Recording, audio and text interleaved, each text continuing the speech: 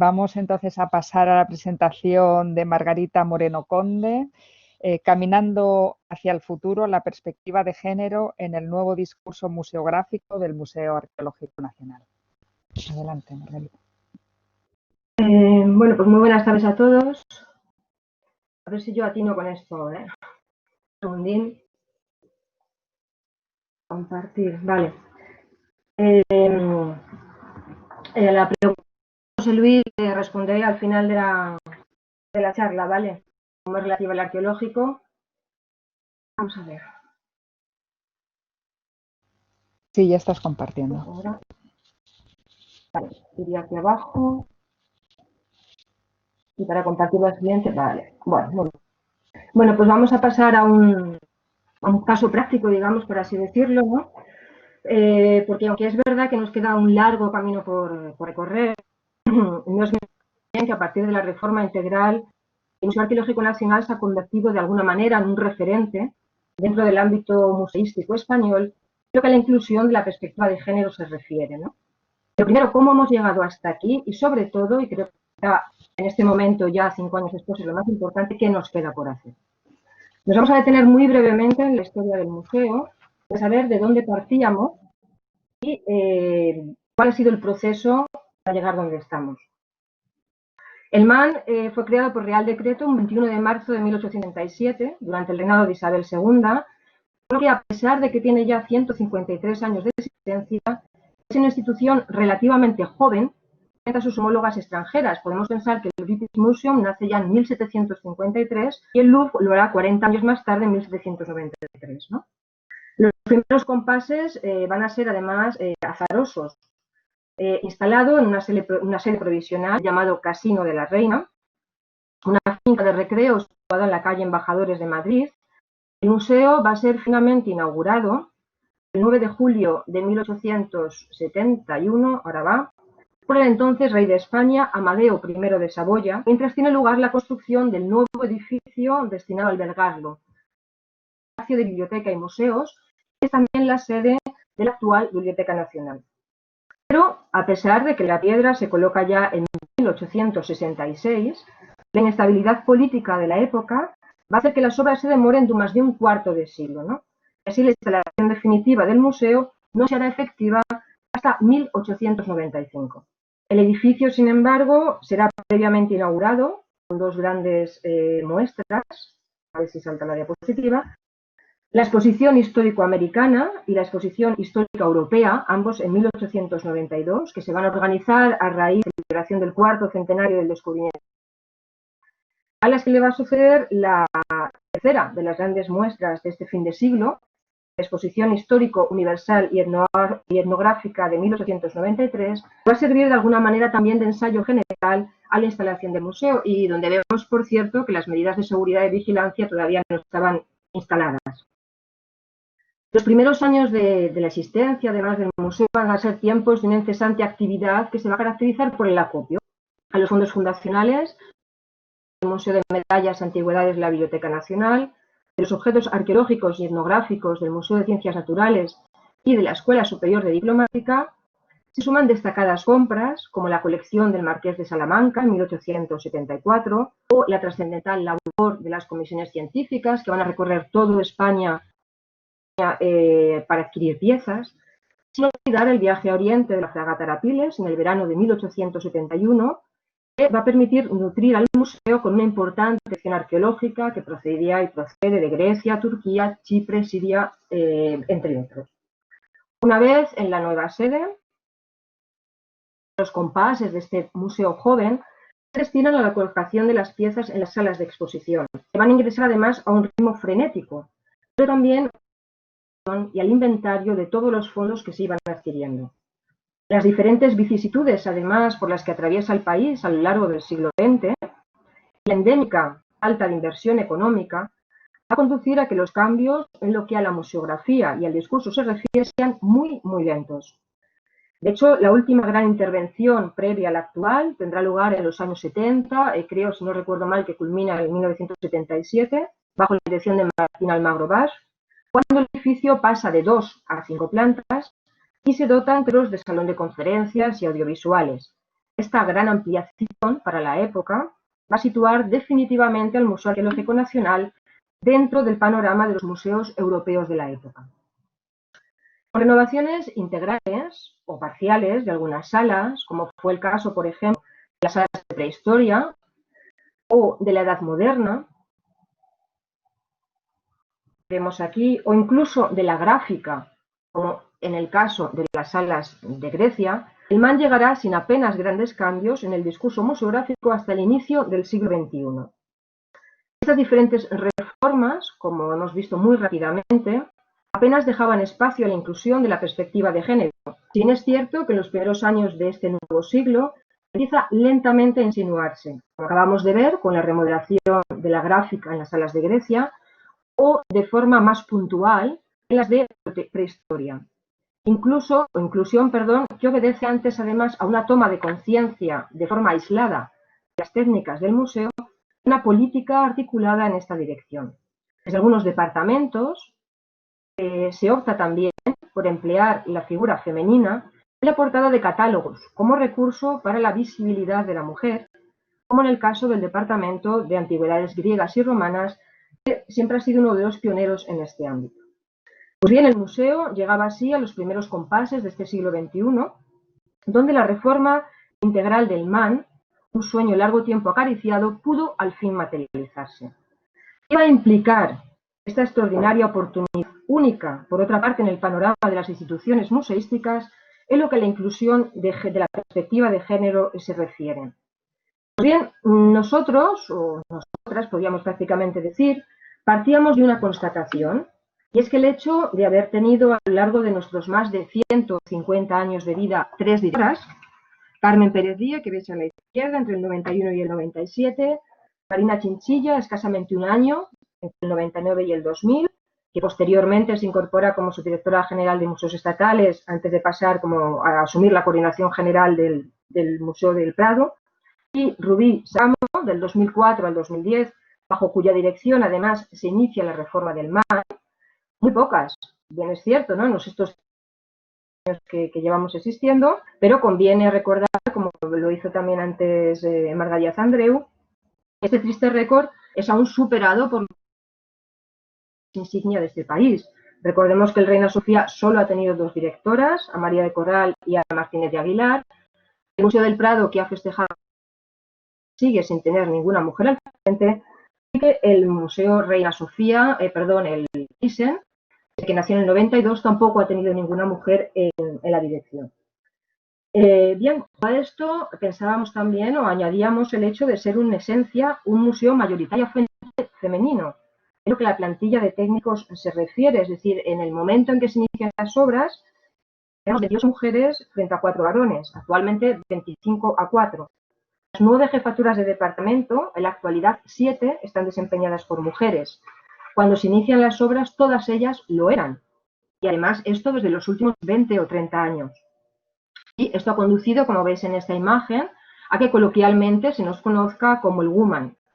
Pues bien, toda esta, podríamos decir entre comillas siempre, abrumadora presencia femenina, por así decirlo, no había hecho del Museo Arqueológico un espacio en el que la perspectiva de género se hubiera introducido de una manera natural. ¿A qué obedecía esta ausencia? Pues sencillamente a que los discursos se habían venido construyendo desde la masculinidad hegemónica, un enfoque que hemos ido adoptando o asumiendo, tanto hombres como mujeres, y que estriba en la mirada que proyectamos sobre las cosas.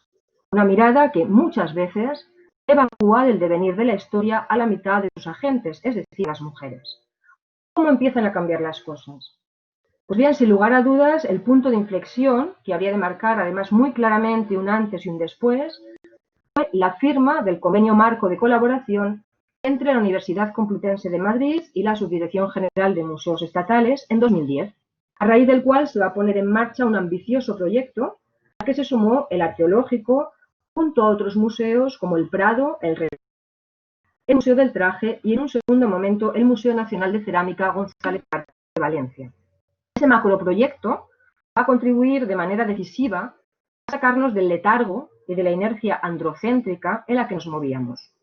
Bajo el título Estudios de fondos museísticos desde la perspectiva de género, nos brinda la posibilidad de establecer una preciosa colaboración colaboración con el Instituto de Investigaciones Feministas a través de 3 de sus capitanas en aquel momento, María López Fernández Cao, Antonia Fernández Valencia y Asun Bernárdez, que nos van a ayudar en buena medida a dar la mirada. Este ambicioso y podríamos decir muy novedoso proyecto en el ámbito de los museos a nivel estatal tuvo toda una serie de articulaciones que iban a retroalimentar ese espacio de reflexión que se estaba construyendo en el museo. Algunas de carácter colectivo, como veis en la pantalla, como el nacimiento del patrimonio femenino, una exposición online en la que se alcanzaron hasta 6 ediciones, 5 a nivel nacional y la sexta a nivel de América, que contaron con una media de 80 museos participantes en cada una de ellas, y que ha permitido rescatar cientos de microrrelatos en clave femenina que atesoraban muchas de las piezas de los museos.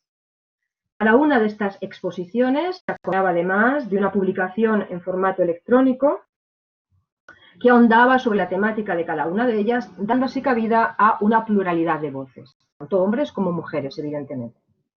¿Qué hicimos a nivel concreto en el museo? Pues bien, empezamos por hacer un análisis de la situación y nos detuvimos, en primer lugar, en la palabra. Es decir, había que detectar si en el lenguaje que usábamos, no solo en la difusión, sino también en la documentación o incluso en la investigación, había sesgos de género. Y claro que los había, muy gordos. Sin ir más lejos, en la base documental con la que se gestionan las colecciones de los museos de titularidad estatal, DOMUS, si os fijáis en la parte inferior izquierda, ahora se contempla la variante de género necesaria, si tenemos en cuenta además, el colectivo de profesionales de museos está integrado en su mayor parte por mujeres, no solo en el arqueológico. Podéis verlo en este gráfico. Pues este cambio fue fruto de esta nueva sensibilización. Hasta entonces nadie se había planteado que teníamos que ser todos catalogador, cumplimentador. No, existe la variante de género. Bien, revisamos también las hojas didácticas y los materiales infantiles, donde, por ejemplo, los útiles que teníamos, que se llamaba Un paseo por la historia, si os fijáis, las mujeres hacedoras brillaban prácticamente por su ausencia. El niño era el gran protagonista, pero nos habíamos olvidado de las niñas. Si os fijáis en la derecha, los varones eran aparentemente los únicos capacitados para investigar. O en otros recursos que teníamos de difusión, como las hojas didácticas, el difunto, o sea, llegábamos a estos niveles, aparecía representado como una mujer, como si estuviera en un baile de disfraces, y se nos hubiera olvidado que el diccionario la palabra difunta, que es lo más simple. ¿Hay una difunta representada? Pues no. Se llega a construcciones hiper raras para no decir y no llamar a las cosas por su nombre. Todo esto nos choca porque hemos empezado a orientar la mirada, pero tenemos que ser honestos. Todos estos materiales se generan en los años 90, cuando la perspectiva de género es una entelequia, al menos en el ámbito de los museos. Lo que pone en evidencia es que tenemos ese sesgo androcéntrico tan sumamente interiorizado que ya no somos ni siquiera su existencia. Pero, como avanzábamos antes, junto a este impulso propiciado por el convenio, el Museo Arqueológico Nacional tuvo la suerte además de vivir un momento excepcional, que fue la reforma del museo. Es cierto que fueron más de 5 años de interminables obras, hasta su reapertura en abril de 2014, pero que nos va a brindar a los y a las profesionales del museo la posibilidad de participar en un proceso creativo extraordinario, para adaptar el museo a las exigencias de la sociedad actual a través de un nuevo discurso museográfico que buscaba poner más el acento en los hacedores y las hacedoras de la historia que en la seriación cronológica de piezas característica de los museos lógicos al uso y que prevalecía en el montaje anterior. La inclusión de la perspectiva de género se va a plantear ahora como uno de los ejes transversales del nuevo discurso museográfico, ¿no? Nos va a brindar la oportunidad única para poner el foco de atención en algunos conceptos necesarios para entender los procesos históricos, como la arqueología de género, eliminar los sesgos androcéntricos, no solo del discurso, utilizar el término hombre como colectivo, sino también de prestar especial atención a los recursos museográficos, que ya vemos a una cazadora y no solamente cazadores en la prehistoria, mediante una elección consciente justamente de la gráfica, pero también de los recursos museográficos y haciendo especial hincapié justamente en la prehistoria, cuya lectura se ha prestado tradicionalmente a un marcado sesgo androcéntrico. Pero también dar espacio a la mujer audiovisuales, como vemos en este sobre la filosofía en las salas de Grecia, y sobre todo potenciar la presencia femenina en la forma de exponer, en la forma en la que se articulan las salas, o incluso mediante una selección consciente de objetos, como ha sido el caso de las salas de Roma, donde más de una treintena de objetos, de piezas, tienen nombre de mujer, ¿no? Y que nos permiten contar la historia de Roma exactamente igual que si hubiera sido una pieza con un nombre de varón. O incluso, como en el caso de las salas de Grecia, tejer el discurso expositivo que deviene automáticamente en un discurso de género. ¿Qué venimos haciendo desde abril de 2014? Esta asunción de la importancia de la perspectiva de género por parte del equipo del museo condujo a que la primera actividad científica con la que el MAN reabre sus puertas fuera la jornada Las mujeres sujeto de la historia, que se enmarcó dentro de las actividades de Mujeres en las Artes Visuales del 2014. Pues bien, a estas han ido sumando presentaciones de libros, nuevas jornadas, congresos científicos, talleres de género, como el organizado dentro del 8º Seminario Internacional que tenéis aquí en las salas de Grecia el otoño del año pasado, o este último que será el viernes próximo con cursos a lo loco, Ménades y vacantes a la carrera, conferencias y piezas del mes, o presentaciones de iniciativas colectivas o incluso proyecciones de cine. También, evidentemente, ofertar dentro de las actividades regulares del museo itinerarios de género, obras dramatizadas como Hipólita, una reina de armas tomar, Areva, una mujer de Numancia, o Suf, la Sajida del Califa. En 2 ocasiones, una de las sedes de Didatona de Wikipedia España, Mujeres y Arqueología, o incluir incluso en nuestra agenda de exposiciones temporales una mirada en torno a lo que buscaba ser diálogo entre las mujeres guerreras del pasado y sus compañeras del siglo XXI y que pudo verse en las salas de exposiciones temporales en finales de 2018. Conscientes además de que no todo el público puede acceder al museo por cuestiones de tiempo, de distancia, y que la cultura carece o debería de carecer de barreras físicas, no solo se ofertan actividades presenciales que permitan potenciar la figura de la mujer, de las mujeres a lo largo de la historia, sino de forma virtual. En el caso de Grecia y de Roma tuvimos la oportunidad de diseñar en conjunción o en conjunto con el Instituto de Investigaciones Feministas 2 itinerarios de género que también desarrollaron por su parte el Museo del Prado, el Reina Sofía, el Museo del Traje y el González Martí, como veis aquí, al que se puede acceder a través de la página web museosenfemenino.es. Bien, estos itinerarios se pueden descargar en PDF y permiten hacer la visita autónoma en las salas. Junto a esto se ha desarrollado también un breve itinerario de género que abarca toda la exposición permanente, de piezas. Sí, voy terminando. Sí. Desde la prehistoria hasta el siglo XIX, también está accesible en la guía multimedia y, como todas las actividades, se recogen en el canal de YouTube y en las redes sociales que son como muy activas en este ámbito, ¿no? También hemos incluido en nuestro propio mailing un filtro de género en el que se recogen todas las asociaciones de la Comunidad de Madrid de mujeres para darle a conocer todas estas actividades. Yo diría para concluir que bien es cierto que aunque pueda pecar de optimismo, hemos hecho una apuesta decidida para convertirnos en un agente activo en lo que la inclusión de la perspectiva de género se refiere, ¿no? Esa construcción de genealogías femeninas yo creo que es el fruto de una asunción de conciencia por parte de todo el equipo del museo. Pero ¿qué nos queda por hacer? Sin duda uno de los grandes riesgos puede residir en acomodarse, ¿no? En pensar que todo está hecho, porque además es el primer peldaño hacia la involución. Cuando se trata de visibilizar minorías, lo que paradójica e incomprensiblemente siguen siendo el colectivo mujer, nada está definitivamente adquirido. Tras 5 años de esta nueva andadura es preciso seguir alimentando, ¿no?, esta línea de trabajo y esta apuesta por la visibilización dentro de lo macro, pero no solamente dentro de nuestro discurso del museo, sino ser muy atento a lo que antes mencionó Alicia Torija con toda la razón del mundo, es decir, aunque el Museo Arqueológico Nacional en el 2018 fuera sede y no organizador, tiene que estar atento a este tipo de cosas, que no puede permitirse, si tiene una línea de visibilidad femenina, que se presente una actividad en la que exclusivamente haya hombres, cuando además dentro de esos equipos de investigación hay mujeres, ¿no? Entonces, el hecho también de que el museo ya no tenga un discurso construido y que entregue directamente al público, sino que se retroalimente con redes sociales y demás, justamente recibir estas críticas y enmendar el tiro y seguir creciendo, ¿no? pero también atender a lo micro, y con esto concluyo, es decir, que si hemos visibilizado al colectivo de la mujer, en adelante se trata de atender a lo poliédrico, que es la figura de una mujer, ¿no? Porque recuperarla implica atender a su pluralidad, que se declina en función de la edad, del ámbito social de pertenencia, de las diferentes culturas o del periodo histórico, ¿no? En ese sentido, nos felicitamos de una iniciativa que además ha sido construida totalmente por una de las miembros de este equipo, por Ruth Maicas, con ocasión del Día de la Niña en la Ciencia, que nos permite navegar por ese mundo de mujeres con un lenguaje accesible a los niños y las niñas, y que sin lugar a dudas, es una brillante piedra más en el camino para construir genealogías en que las niñas y los niños se puedan mirar, un homenaje a todas las que desbrozaron y siguen sembrando este devenir. Por otra parte, estamos embarcados en un nuevo proyecto, que es el próximo cuaderno del MAN, que hasta ahora se ha dedicado a periodos históricos, se dedicará el año que viene a la historia de las mujeres a través de nuestras colecciones, ¿no?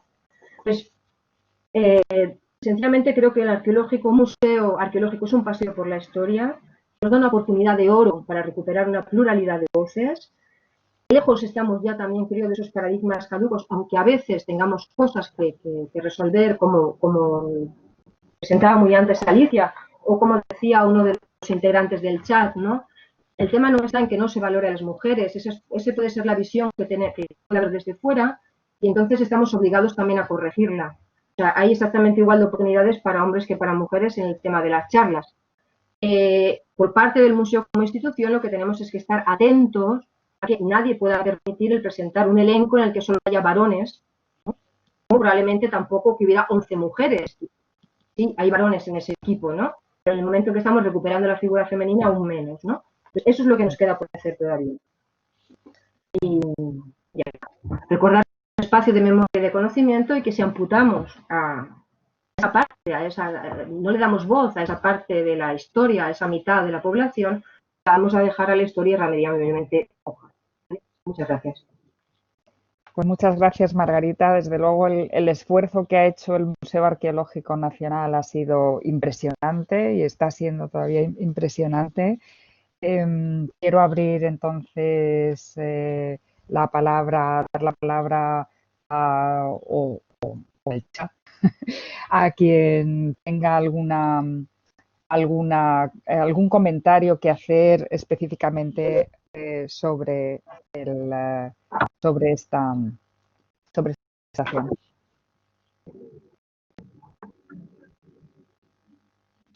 ¿Alguien? Desde luego, ¿habéis encontrado una reacción por parte del público? ¿La gente lo ha notado? ¿Cómo ha sido la recepción? Esto es lo que yo te preguntaría. A ver, la recepción yo diría que ha sido muy buena. Por lo menos el feedback que nos es importante, porque yo creo que el museo siempre se dice que cuando uno no se ve representado no existe, ¿no? Entonces, a nivel de institución, en un museo, cuando la mujer no se veía, la mujer entonces ya estaba evacuada de la historia, porque los discursos se habían construido sin ella, ¿no? Y es necesario lo mismo pasa yo qué sé, con cualquier otro tipo de minorías, digamos, ¿no? Entonces, esa parte la gente la ha valorado mucho. El hecho, por ejemplo, también de que nuestro propio mailing hayamos hecho ese directo, la gente se sienta interpelada directamente, ¿no? Porque entonces ya llega a todas las mujeres miembros del colectivo X, el que sea, reciben esa invitación directamente, sienten que la institución, porque a ver, los museos siempre tienen ese eterno problema, ¿no? Es la macro institución, es la jerarquía que crea y concibe pensamiento y demás. Entonces es una forma de ir rompiendo barreras. Las redes sociales también han ayudado mucho, se trabaja bastante en una línea de género en las redes sociales, nos retroalimentamos. Yo creo que todo esto permite corregir el tiro, que es lo importante, o sea, no nos podemos asentar. Hemos hecho muchísimas cosas, de donde veníamos a donde estamos, hemos hecho un montón de cosas y seguimos haciendo, pero no nos podemos asentar, no podemos pensar que está todo hecho, porque tenemos justamente que estar atentos, no solamente a nuestro discurso museográfico, a nuestras actividades que generamos nosotros, esas las controlamos. Pero claro, cuando eres sede de un tercero, hay que tener cuidado. Sí, en el chat José Luis Ibarra pregunta si se ha cuantificado qué peso tienen las actividades con sesgo de género, de mujeres o de mujeres y hombres en común, y aquellas donde prima todavía el papel masculino. Yo te diría, por ejemplo, que en el ciclo de la actualidad arqueológica en España es muy paritario, es decir, llegan infinidad se abre a todo el colectivo de investigación del país a que participe, ¿eh? Y entonces recibimos esas respuestas. Allá, digamos que allá había un primer filtro, no lo sé, pero es el propio de los investigadores que decidan participar o no participar en la actividad. Tipo de filtro por el hecho de ser hombre o por el hecho de ser mujer. Hay muchas actividades en las que hay exclusivamente una mujer, pues la semana pasada, por ejemplo, con la cantera del Médol de Tarragona, era solamente una mujer, en otras hay un hombre, en otras hay dos hombres, en otras hay dos mujeres, es decir, no influye para nada, ¿eh? No hay ningún tipo, ni tampoco quiero decir, tampoco lo hacemos desde un punto de vista teórico, es decir, si vamos a hacer la actualidad arqueológica en España, tiene que haber 10 hombres y 10 mujeres. No, nos parece que eso sería forzar excesivamente las cosas, ¿no? Entonces, creo que se hace de una forma como más natural. Bien es cierto que a veces hay algunos casos, como pasó en el año 2018, claro. Me parece muy bien que se alertara desde el Colegio Oficial de Doctores. Porque eso, ¿sabes? Lo que implica eso fundamentalmente es que este ejercicio de asumir el género no está siempre anclado. Hay que tener mucho cuidado, porque es escapar. Dentro de este proyecto me parecería interesantísimo si pudierais entrevistar a arqueólogas que hayan trabajado en el Museo Arqueológico Nacional en un pasado y preguntarles cómo es que nunca vieron esa invisibilidad de la mujer, cómo es que lo que se estaba produciendo. Bueno, me parecería interesante. Una paradoja. Sí, ha sido muy claro. Yo, la verdad que nunca me lo había planteado de esa forma, aunque evidentemente es lo que estaba pasando, pero cómo es que no lo vieron, no lo vimos, ¿no? Porque todas y todos hemos pasado por ese momento en el que... bueno, creo que de todas maneras deberíamos continuar. Gracias, Margarita.